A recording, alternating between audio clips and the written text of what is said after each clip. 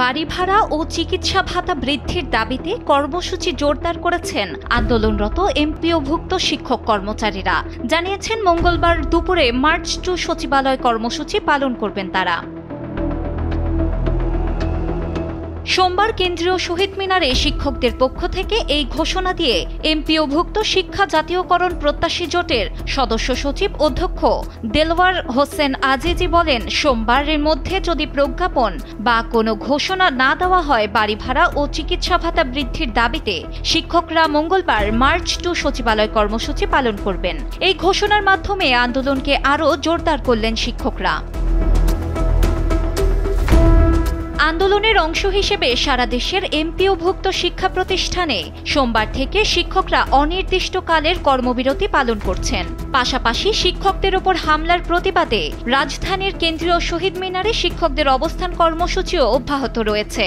শিক্ষকদের পক্ষ থেকে জানানো হয়েছে, তাদের ন্যায্য দাবি আদায় না হওয়া পর্যন্ত এই কর্মবিরতি ও আন্দোলন চালিয়ে যাওয়া হবে।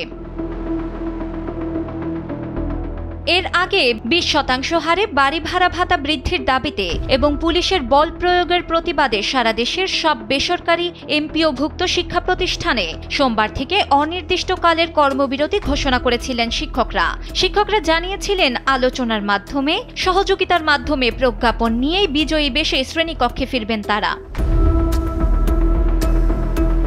সোমবার 20% হারে বাড়ি ভাড়া ও চিকিৎসা ভাতা বৃদ্ধি এবং সর্বজনীন বদলি নীতি বাস্তবায়ন দাবি নিয়ে আন্দোলনে নামেন শিক্ষকরা।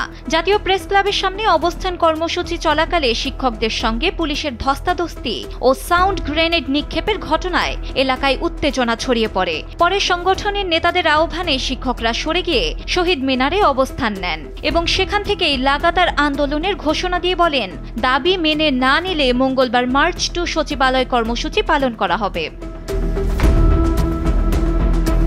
ডেস্ক রিপোর্ট, সময়ের আলো।